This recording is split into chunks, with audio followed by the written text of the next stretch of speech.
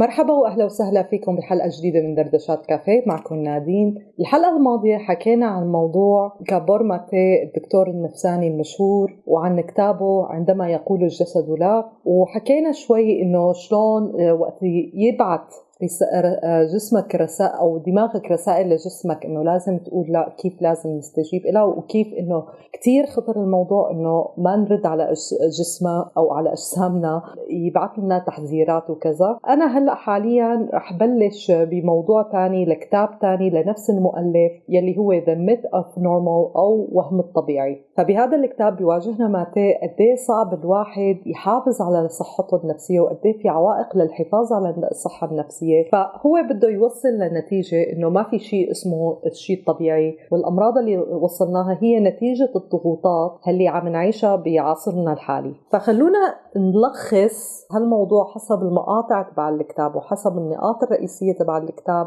شوي شوي وحبة حبة مثل ما بيقولوا. فأول نقطة بدنا نحكي فيها التضارب ما بين التعلق وما بين المصداقية بأنفسنا هو بيؤدي للشرخ بالذات.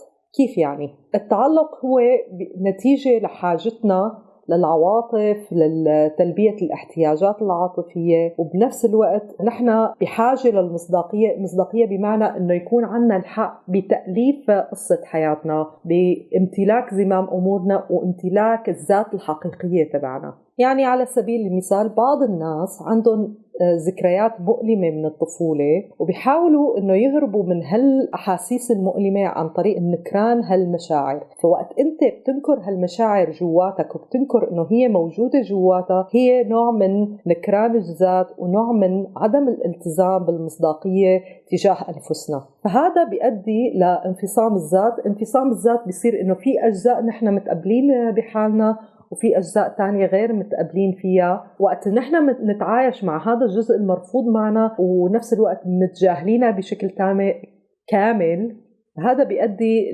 ليصير معنا ضغوطات نفسية تجاه أنفسنا وبالتالي الأمراض اللي حكينا فيها بالكتاب السابق. الشفاء إمتى بيصير بهالحالة؟ الشفاء بيصير وقت نحن نتعرف على مشاعرنا ونعترف بوجودها ونحاول نتصالح معها أو نعالجها حسب هي الحالة. النقطة الثانية اللي بيحكي فيها غابور ماتي هي التوتر بيخلق حالة خراب بالجسم. طبعا بالحلقة السابقة حكينا كيف إنه التوتر الدائم أو الضغط المزمن بيخلي الجسم إنه يحس بحالة خطر دائم. وقت الواحد ما يعرف يتعامل مع هذا الإحساس بيفكر الجسم إنه في شيء غلط بالجسم نفسه. أول شيء بيضعف الجهاز المناعي ومرات إنه بيهاجم الأجزاء السليمة من الجسم، فبالتالي هذا بيؤدي للأمراض. هذا كله نتيجته شو؟ الشرخ بالذات، نتيجة إنه الرفض للأجزاء من الذات الحقيقية اللي حكينا فيها بالنقطة السابقة، وهي كمان نتيجة عن الصراع ما بين الذات الحقيقية أو حاجتنا إنه نكون بذاتنا الحقيقية وما بين حاجتنا للتعلق وحاجتنا إنه ندور على العواطف من خلال غيرنا.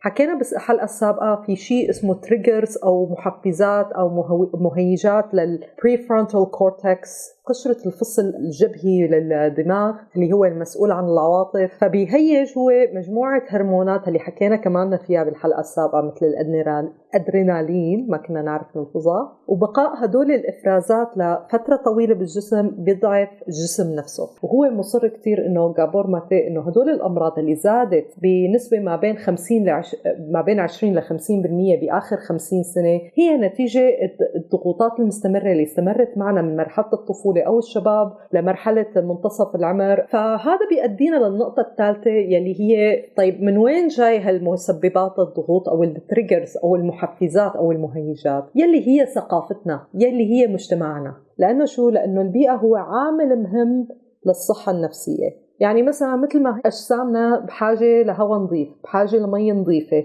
بحاجة لأكل صحي، جسمنا مثل ما عنده هالحاجات نفسنا بحاجة لأنه يكون موجودين ببيئة. فأنت مثل ما أنت بحاجة أنك تكون ببيت نظيف مهوى بشكل صحي، عندك وصول للمياه النظيفة، للأكل الصحي، كمان النفس هو بحاجة أنه يكون موجود ببيئة فيها ظروف مريحة نفسيا. طبعا هذا الشيء كتير صعب بوقتنا الحالي بسبب الضغوطات النفسية اللي متعلقة بالوضع المالي لنقول، بالصدمات الطفولة أو جروح الطفولة اللي حكينا فيها بالحلقة السابقة. فمثلا على وقت أجدادنا أو آبائنا كنا ننتبه عليهم نحن وصغار إنه ما عم يشتغلوا بجهد أكبر أو بالجهد الكبير اللي عم نبذله حاليا، لأنه في حالة من القلق المادي أو القلق وراء فقدان الوظيفة. فبتلاقينا نحن ما عم نشتغل إنه بشكل أريحي مثل ما كانوا آبائنا وأجدادنا، لا نحن صارنا عم نقضي وقت أكبر بالشغل وعم نبذل جهد أكبر، وهذا نتيجة التوتر الدائم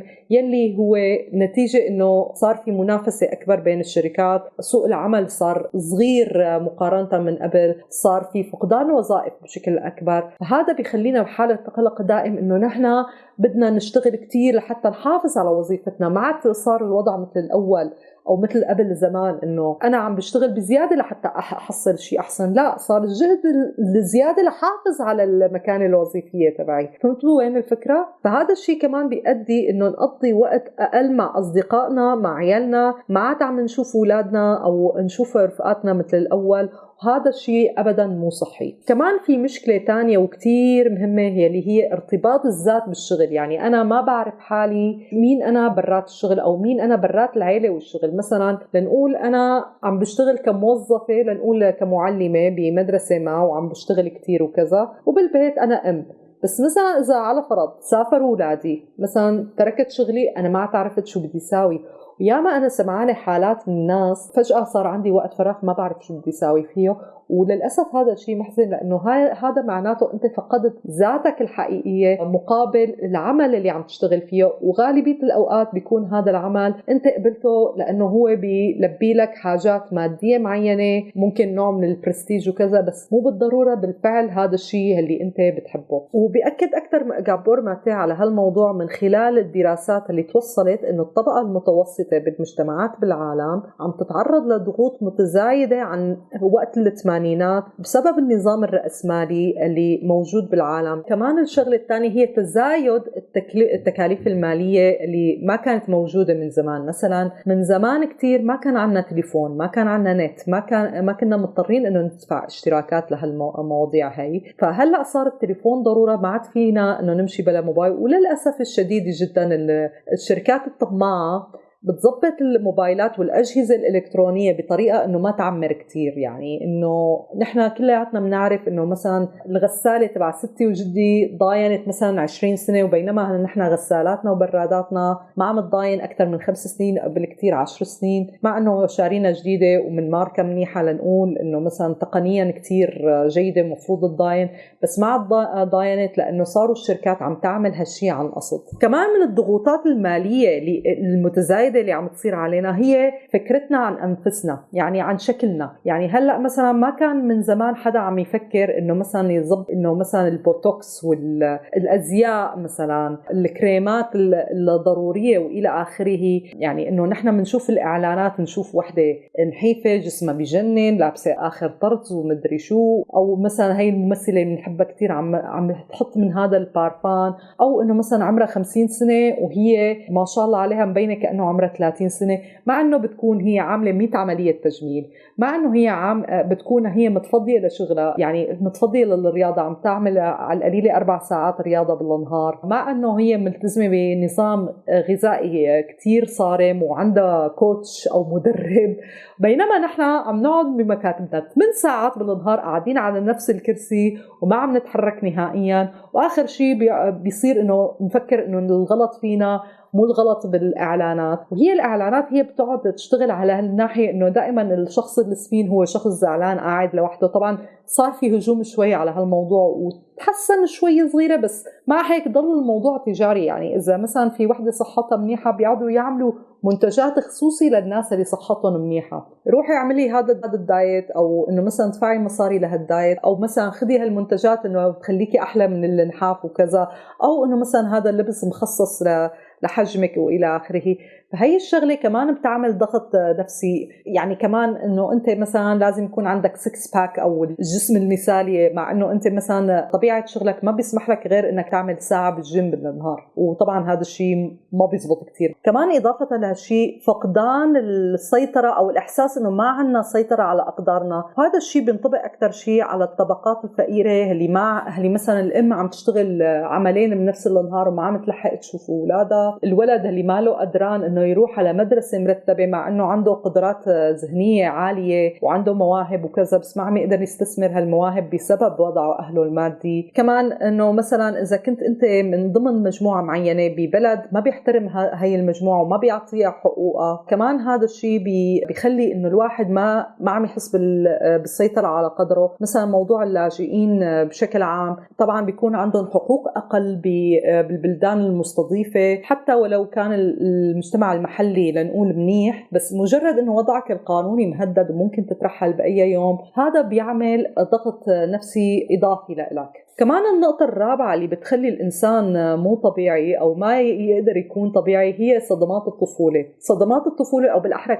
كدمات أو لنقول جروح الطفولة مثل ما هي معرف بالاسم الأصلي إلها بالأصل اليوناني، إنه هي بتصير كنتيجة إنه المجتمع ما بيهتم بالحاجات النفسية تبع الطفل. مثلا لنقول تربى الطفل بمجتمع لنقول مثلا متجاهل حاجاته كطفل، إنه لا بدك تمشي مثل ما هو المجتمع بده مشان يكون عنا حالة تقبل بالمجتمع، مشان الأهل ما يحسوا حالهم إنه منبوذين من قبل المجتمع. هذا كمان بيعمل شرخ إضافي للأطفال. وكمان شغلة تانية هي تعمل كدمات أو جروح الطفولة أو صدمات الطفولة يلي هي وجود الضغط النفسي الدائم للأهل. يعني أنت مثلا أبوك بتسرح من الشغل، صار معه حالة نفسية زائدة، إنه صار عنده ضغط نفسي، بده يأمن احتياجات أولاده، بده يأمن شغلات، وين بده يلاقي شغل وكذا، وبيكون آكل هم وين بده يدفع المصاريف وهيك. الضغط اللي بيحسه هذا الأب بينتقل بسهولة للأطفال. طبعا لأنه ليه؟ لأنه الأطفال عندهم طبيعة جدا حساسة، ما بتتخيلوا قد ايه حساسة. بيحسوا على الآباء والأمهات فورا وقت يحسوا وقت يبلشوا يصير معهم ضغوطات، مع أنه هي ضغوطات طبيعية جدا، بس الأولاد يحسوا فيها وما بيفهموها لأنه بيكونوا لساتهم أطفال. فآخر شيء بتتشكل كشروخ بنفسيتهم. نحن حكينا أساسا من قبل أنه prefrontal cortex أو الفص الأمامي من الدماغ هو مهم كتير بالتطور بأول 4 سنين من عمر الطفل، لأنه هذا الجزء من الدماغ هو مسؤول عن تخزين الذكريات اللي بتصير العواطف، وهاي الذكريات والعواطف اللي بتتشكل إذا كان في شرخ أو في مشكلة بأول 4 سنين بالعمر، هذا بيأثر على مشاعرهم، على شخصيتهم، وعلى علاقاتهم بالمستقبل. وطبعا ما فينا إنه نقعد نلوم الأهل كتير، لأنه مثلا نقول هلأ بعصرنا الحالي الأم فيها تترك شغلها وتقعد مع طفلة 4 سنين من عمره، أو الأب إنه فيه يلتزم. لا، يعني من آلاف السنين كان هذا الشيء أوكي، لأنه كانت الأم هي بتضل مع الولد. هذا كان الشيء الطبيعي بهديك الفترة. بس هلأ بآخر 100 سنة تغيرت الأمور كتير. ما عاد في واحد إنه يقول لمرته إنه تضل مع الولاد وإنه تتفرغ 100% لإلهم، لأنه هي الأم بآخر شيء هي قديه فترة إجازة الأمومة 3 شهور، وبعدين هي مضطرة إنه تروح على شغلها وكذا. وممكن الطفل يفكر فيها إنه حالة حرمان أو كذا، طبعا إذا بحال وجود شخص محب تاني مثل الجد والجدة، بس مو دائما ضابطة القصة بسبب طبيعة الحياة اللي انفرضت علينا. يعني مثلا كسوريين 3/4 حاليا نحن عايشين بشكل مشتت، ما لنا قدرانين انه نكون مع عائلاتنا، وحتى يعني المهاجرين بشكل عام ما لهم مع عائلاتهم. فالطفل وقت ينحط بالحضانة مع 100 طفل تاني بيكون انه حاسس انه حاجاته متجاهلة، بيفكر انه هي حالة هجران. وهو حكى جابور ماتي على هالنقطة وقت حكى عن حادثة الهولوكوست كيف أثرت عليه، إنه أمه كانت عم تحاول تهربه لناس تانيين مشان تنقذه من الهولوكوست. وقتها هو ضلت كشرخ بذهنه لآخر عمره إنه أنا تم هجري، وهو صار هو عم يتفشش من خلال الإدمان على العمل وإنه يكون شخص كمالي. بعدين انتبه على حاله إنه هو عم يتجاهل حاجاته النفسية وعم يتجاهل حاجات عائلته، فغير هالشي من حاله. بس هو قال إنه أنا عمري 80 سنة وإنه هلأ المأثرة القصة علي. فشوفوا قد ايه الموضوع اول 4 سنين من عمر الطفل قد ايه شغله جوهريه، بس نفس الوقت ما فينا نلوم حدا على الشيء اللي عم يصير فينا أو اللي عم يصير بأولادنا بسبب الظروف الحالية. كمان شغلة أنا نسيت نوه عليها، إنه الطفل عنده حاجتين رئيسيتين لا غنى عنهم بكل حياته، خاصة بأول 4 سنين بعمره، وهن الشعور بالأمان والقدرة على الاعتماد العاطفي على الأبوين. هذا الشيء بيصير فيهم من خلال التعلق فيهم والتواصل المستمر. التواصل المستمر يعني كيف؟ يعني ما فيني أحكي مع بيبي، لا إنه فيك إنه مثلا وقت تلعبه وتناغيه وكذا. ليه شكل الأطفال كتير هيك حلو وجذاب لنا كلاتنا بأول فترة حياتهم، لأنه هو مهندسة أجسامنا بطريقة إنه تجذب الانتباه للكل، مشان يضل الناس إنه تتواصل بشكل عاطفي مع الطفل، لأنه هي الفترة بعد ما يطلع من بطن أمه هي إنه فترة التعرض للمحيط الخارجي والمحيط الاجتماعي. فوقت ينعدم التواصل أو يكون في توتر أو انعدام بالأمان، هذا الشيء بيؤدي لنتائج سلبية بالنمو النفسي والعاطفي للأولاد. كمان ممكن إنه يصير في ظروف إضافية بتأثر على الطفل، اللي هي ظروف الاكتئاب لأحد الأبوين. نحن بالنهاية بني آدمين طبيعيين، ممكن نكتئب، ممكن نزعل، ممكن كذا. وقت يصير حالة اكتئاب لأحد من الأبوين لفترة طويلة بيصير بيأثر على الأولاد بشكل سلبي. فشايفين كل هدول الشغلات اللي نحن ذكرناهم قبل شوي، شلون بدنا نكون سويين نفسيا بعد كل هالحكي اللي حكيناه. وآخر شيء قبل ما ننتقل لموضوع الحلول وكذا، حكى جابور ماتي دائما انتبه على صحتك الجسدية، لأنه صحتك الجسدية الطريقة اللي بتتعامل فيها مع جسدك هي تعبير عن الحياة اللي انت عشتها من قبل. لنقول مثلا حالات الإدمان هي تعبير عن جروح الطفولة اللي ما قدروا يتعاملوا معها. طبعا ما عم نحكي إدمان بس كحول ومخدرات، يعني دائما بنذكر هالنقطة. إدمان ممكن إدمان على التسوق، إنه مثلا بيصير خارج عن نطاق السيطرة، إدمان على اللعب على الكمبيوتر، كل هدول يعتبروا إدمان. لأنه مثلا اللي عندهم إدمان على اللعب بالكمبيوتر بدهم يهربوا من التواصل الاجتماعي. كمان الموضوع الأمراض اللي بتصير معنا على كبار، يعني نحن ياما سمعانين بعالم مثلا عم يأكل أكل صحي، عم يلعب رياضة كل يوم، ما بيدخن، ما بيعمل شيء، بس آخر شيء بتجيه جلطة بالأربعينات أو بتصير بيصير معه مثلا سكر، ونحن بنتفاجأ إنه هذا الزلمة أكله كتير صحي وبيلعب رياضة طول الوقت. شلون صارت فيه هيك؟ لأنه هو اعتنى بصحته الجسدية بس ما اعتنى بصحته النفسية. تمام؟ وحكينا فيها كتير بموضوع عندما يقول الجسد لا. فيكم ترجعوا للحلقة بتشوفوها بالشريط أو بتشوفوها بالتوصيف مشان تعرفوا عن هالموضوع أكتر وأكتر. فبعد كل هالحكي فينا نكون طبيعيين؟ هلأ ما فينا نكون طبيعي بهالعالم المو طبيعي، نحن أساسا مو طبيعيين، بس ما هيك فينا نشفي حالنا ويكون عندنا حالة مرونة تجاه العالم. وهو بيقول جابور ماتي إنه عملية الشفاء هي عملية بتاخد وقت وبتاخد جهد وشغلة مو سهلة، بس هي نفس الوقت ما لا مستحيلة. فكيف بيتم عملية الشفاء؟ بتتم من خلال وحدة الذات. يعني عواد ما يكون في أجزاء بنفسنا رافضينها وأجزاء بنفسنا رضيانين فيها، إنه نتقبل أنفسنا كما هي بشكل كامل بعيوبنا وبنقائدنا وبميزاتنا مثل ما هي. فشلون ممكن يصير الحل الأكيد إنه لازم يكون في مواجهة لجروح أو التراما أو كذا أو العقد اللي عنا ياهون، نواجهها، نتعرف عليها، نفهمها، نتعرف على أسبابها وتقبلنا كما هي لإلها والعمل عليها، بحيث إنه نتوصل مثل حالة سلام مع أنفسنا. طبعا لا شك إنه هذا الشيء لازم يكون بمساعدة أخصائي. وكتير مهم وقت أنت بتتعامل مع مشاعرك ومع جروح الطفولة تتعامل معها كمتقبل، أو لنقول بشكل أوضح أكتر كوالد محن، يعني كأنك أنت عم تتعامل مع طفلك. يعني كيف إنك طفلك إنه بتحبه وكذا، ما بتحكم عليه، أنت بتتعامل معه بحب. فهيك بدك تتعامل مع الجروح تبع الطفولة. فهو عرض جابور ماتي طريقة لحتى نتعرف على بعض الشغلات إنه شلون نتعامل معها. طبعا أنا هلأ رح أذكر مثال واحد فقط، هي موضوع إنه تقديم حاجات الآخرين على حاجاتنا، بما إنه مشكلة كتير من البشر، بس لحتى تفهموا الفكرة الرئيسية اللي عم يحاول يوصلها. بعدين ممكن أنتوا توصلوا لدفتركم الخاص. فأنتوا جاهزين؟ جيبوا دفتر وقلم خصوصي لهالشغلة. أول سؤال هي شو هي الشغلات اللي عندي صعوبة أقول لا لها وليش؟ كيف بتأثر علي؟ شو العوارض اللي بتصير معي وقت أقول إيه مع أنه بدي أقول لا؟ تتذكروا شي مرة رفضت أقول إيه أو قلت لا لموقف معين؟ كيف هذا أثر هالشي علي؟ شلون أنت بتحط حاجات الآخرين فوق حاجاتك؟ حط أمثلة على هالموضوع. شو هي القصة خلف هالموضوع وكيف اكتسبت هالسلوك؟ طبعا هذا الموضوع بده ياخد وقت وبده ياخد جهد وبده التزام، وهو أكد كتير جابور ماتي على هالموضوع. بدك تقعد على القليلة مرة أو مرتين بالأسبوع على هذا الدفتر وتحط على هدول العوارض وتحط الأفكار البديلة أو الحلول البديلة، لأنه بهالحالة أنت بتراقب سلوكك عوض ما أنت تكون ما عم تشوف شنو أنت عم تساوي. بتتعاملوا معهم كأصدقائكم وكذا مع أنفسكم كأصدقائكم لنقول، مشان تقدروا إنه تطلعوا من حالة الضغط النفسي، لأنه الصحة النفسية هي حق للكل وليس امتيازا. كتير مهم إنه نعرف كيف نتعامل مع أنفسنا مشان نحن يكون عندنا توازن نفسي ونطلع من هذا الوهم اللي هو الطبيعي بعالم هو بالأصل ماله طبيعي. هذا كل شيء بالنسبة لليوم. خبروني شو رأيكم بالتعليقات. نشوفكم الحلقة الجاي. باي.